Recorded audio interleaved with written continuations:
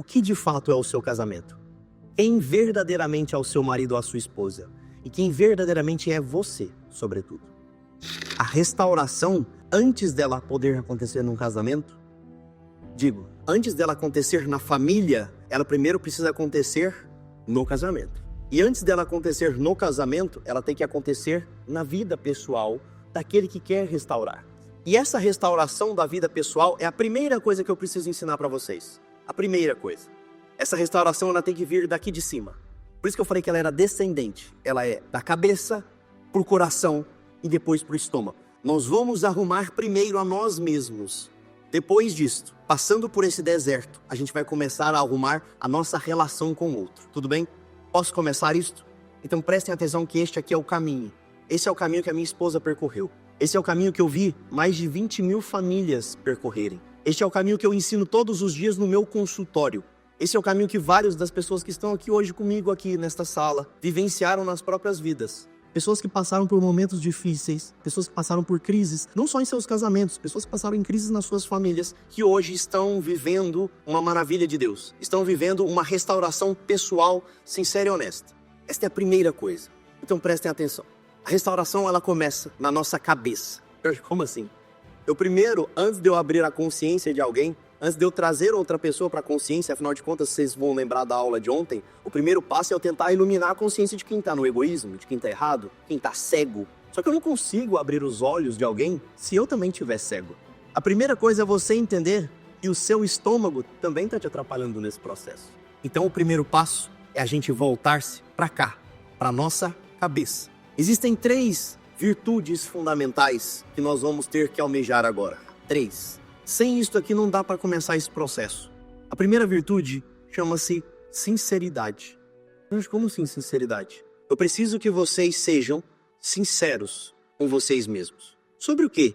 Sobre o que de fato é o seu casamento. Quem verdadeiramente é o seu marido ou a sua esposa. E quem verdadeiramente é você, sobretudo. Uma das coisas que eu mais escuto nesses processos é: o meu marido é isso, isso, aquilo, outro. Sempre foi assim? Mais, né? Eu não me conhece mais. Isso que a Thaís falou é importante vocês compreenderem. Quando a gente está magoado, ferido, traído, quando a gente recebe mentiras, rejeições, nosso olhar muda sobre a outra pessoa. Nós precisamos tentar relembrar tudo aquilo que nós vivemos até aqui.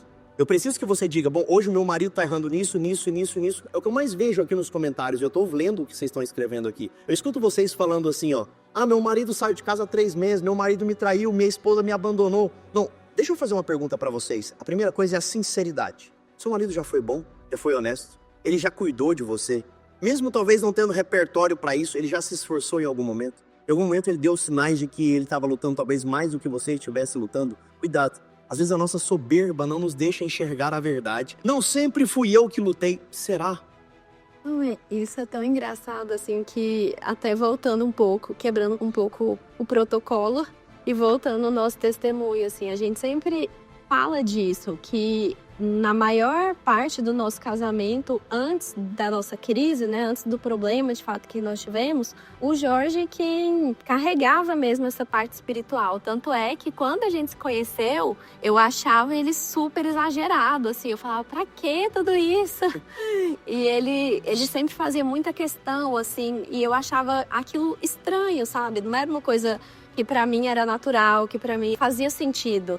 E o quanto isso foi importante, sabe? Isso foi muito importante, muito importante. Se ele, em nenhum momento do nosso casamento, tivesse essa postura, talvez eu não teria como me recordar disso quando a gente passou por todos os problemas, né? E foi justamente isso, né? Esse exercício de pensar: poxa, ele já fez tanto, né? Ele já fez tanto em outro momento, ele já me arrastou tanto, né? E a nossa tendência geralmente é esse, a gente se esquecer. Poxa, não, ele tá sendo péssimo, ele tá sendo horrível, né? Não, calma, né? Pensa um pouco, tenta entender, tenta olhar para tudo aquilo que ele já foi, não como um saudosismo, assim, mas para ter esperança mesmo, e saber que há pelo que lutar, né? A sinceridade, ela é um desafio. A primeira coisa que eu quero tentar fazer com que vocês façam é serem sinceros sobre si mesmos, sinceros sobre quem vocês são, sinceros sobre o marido e a esposa de vocês, e sinceros sobre o casamento que vocês têm e a família que vocês têm. Esse é o primeiro movimento. E por que isso aqui é importante? Porque conforme vocês vão sendo sinceros surge a segunda virtude. Qual que é a segunda virtude? Que é fruto da sinceridade. Que é a virtude que inclusive combate o orgulho, combate e mata a soberba. Chama-se humildade. O que é a humildade? A humildade é exatamente essa disposição que, ao sermos sinceros e honestos sobre quem nós somos, sinceros e honestos sobre tudo que nós já vivemos, porque nós sabemos o mal que nós temos aqui dentro, só nós sabemos aquelas mazelas que estão guardadas que ninguém vê. Quando nós somos capazes de confessar essas mazelas, surge em nós essa disposição da humildade. Vocês vão entender por que eu estou falando isso aqui. Sem isso aqui não dá para a gente fazer acontecer. Sendo sinceros e confessando quem nós somos, que nós também temos erros. Alguém colocou assim, isso não justifica uma traição. Sem dúvida alguma não justifica. Não é sobre justificativa aqui. Eu quero que vocês entendam isso. Nada aqui está sobre o peso e o jugo da justiça. Não pode, porque o próprio amor, ele não está fadado, ele não está preso à dimensão da justiça. Uma vez alguém me disse, a tal coisa não tem perdão. Vou falar uma coisa, as coisas que têm perdão, nenhuma delas é digna de perdão. Já parou para pensar isso? A gente pensa assim, isso aqui não é digno de perdão, mas todas as coisas que requerem o perdão é que não são dignas mesmo. Porque se você já fosse digna de perdão, você não precisaria nem perdoar. Já é uma obrigação lógica daquela questão, concorda? É igual, sei lá, o seu filho de 6 meses derrubou alguma coisa, um copo, e aquilo fez uma sujeira danada. Ele não precisa te pedir desculpa, porque aquilo não requer perdão, concorda? Isso seria digno de perdão. O perdão, ele se dá exatamente aquilo que não é digno. Neste sentido e nessa dimensão, eu quero que vocês entendam que não é sobre essa justiça do mundo que nós estamos falando. Eu disse no começo, nós começaríamos sobre uma dimensão transcendente. Prestem atenção. A sinceridade, quem nós somos, o que a gente está fazendo de verdade? Ela gera a humildade. A humildade de dizer o quê? Senhor, eu não sei o que fazer. Eu vou ouvir, eu vou meditar, eu vou orar, eu vou fazer penitência. A verdade é, eu não sei o que eu estou fazendo da minha vida. A humildade é aquela criança lavando o carro. Ela olha para a bagunça que ela fez e ela não tirou coisa alguma de sujeira. Ela olha para o pai e fala, pai, eu não dou conta. Isso é humildade. Se nós tivermos sinceridade e humildade, abre no nosso peito a capacidade da terceira virtude. A terceira virtude, meus caros, chama-se magnanimidade. Magna é grandiosa. Magnanimidade é alma grandiosa. Magna anima. O que significa isso? O que é uma alma grandiosa, uma alma magnânima? É uma alma capaz de falar assim, pela vontade de Deus, pela vontade de meu pai, eu sou capaz de limpar todo este carro. Não porque eu consigo, mas porque Deus me torna capaz de limpar esse carro todinho aqui. Ó. Aquela criancinha olha para aquele carro imundo e fala, eu dou conta. Pode ser um caminhão, ela olha e fala assim, eu dou conta. Não porque eu posso, não porque eu sou o cara, não porque eu sou foda. Não. Porque eu olho pro meu pai, falo, pai, você vai me abandonar? Ele fala, não, filho, eu vou te abandonar. Isto é uma alma magnânima. Não dá para restaurar um casamento se você não tiver uma alma magnânima. Porque restaurar um casamento, alguém me disse isso uma vez, eu achei maravilhoso. A pessoa me disse, Jorge, só um milagre. Falei, bem-vindo ao mundo real criado por nosso Senhor Jesus Cristo. Porque é neste solo onde acontece o milagre. É aqui, é neste mundo onde os milagres acontecem e acontecem todos os dias. A minha vida e a vida da minha esposa é um milagre, um verdadeiro milagre. Às vezes as pessoas olham para a Thaís e falam assim, nossa, ela reflete uma beleza, ela reflete uma alegria. Isso é magnanimidade. Isso é uma alma magnânima. Que ela é grande não por força própria, é aquilo que a Thaís falou. Não é ela quem faz, não é ela quem teve força, coisa alguma. Quem teve força foi Cristo, que teve força nela, que moveu o braço dela, que moveu o coração dela. Se nós tivermos sinceridade, humildade e magnanimidade, agora sim, a gente começa o primeiro passo da reconciliação. Qual que é o primeiro passo da reconciliação? Oração. Sem o processo da oração não é possível. A primeira coisa para que uma restauração matrimonial aconteça é a oração. E como é que essa oração ela acontece? Outra frase que eu escuto muito, é que hoje é muito difícil falar com Deus, porque a gente fala e Ele não responde. Pô, no fundo, nós é que somos grosseiros nesse diálogo. Afinal de contas, Deus começou falando. Fomos nós é que não respondemos à primeira fala. No fundo, quando Deus começa, Ele começa dizendo. Ele começa dizendo tudo aquilo que Ele disse e está nos evangelhos, está nas escrituras. Cristo disse. Só que a gente quer uma resposta, a gente quer falar, não quero falar disso, Senhor, eu quero falar de outra coisa. Deus fala, não, volta para a minha palavra, escuta o que eu estou falando. Não quero ver esse assunto, eu quero te perguntar do meu marido.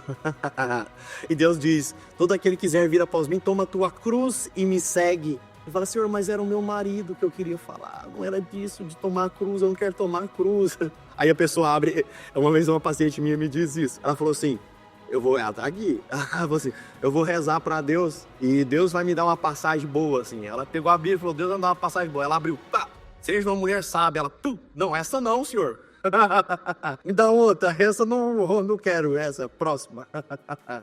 Deus já começou esse diálogo, Deus já começou esta conversa. Ele espera de cada um de nós essa resposta sincera e honesta. Ele precisa da nossa resposta. E aqui, uma das coisas que eu quero falar para vocês é, rezem. Mas rezem com toda a sinceridade deste mundo. Rezem com veracidade. A oração não é uma prateleira de supermercado que você reza um Pai Nosso. E aí não foi suficiente, você fala, vou ter que rezar 2. Não, meu marido ainda não mudou, vou rezar 10. A oração é algo que não vai mudar o outro. A oração é algo que vai mudar você. Porque conforme você reza, você vai ouvindo o coração de Deus. Inclusive, isso muda muito, assim, a nossa percepção da maneira como Deus fala com a gente, sabe? Eu falo por mim, assim, em vários momentos, eu não me via sozinha, mas eu queria que Deus falasse pra mim de uma maneira mais direta, sabe? E aí eu pedia isso pra ele, sabe? Em oração, assim, eu sempre pedia. E era tão engraçado que em todas as vezes, aparecia uma pessoa e me falava alguma coisa e aí aquela coisa fazia sentido. Então, assim, ter essa sensibilidade com a oração, ela vem depois que a gente continua ali um tempo na insistência, né? Não é, como o Jorge disse, não é fazer uma vez, é ir buscando isso todos os dias mesmo e pedir para Deus essa graça, porque quando a gente passa por situações como essa, né? Uma situação, enfim, qualquer que seja a situação no casamento, na vida, Deus dá pra gente as graças necessárias pra gente passar por aquela situação. Tenho uma amiga que me ajudou muito, muito mesmo, né? Quando a gente passou por todo o problema e ela falava isso, assim, nossa, não consigo imaginar de maneira nenhuma eu passando por essa situação.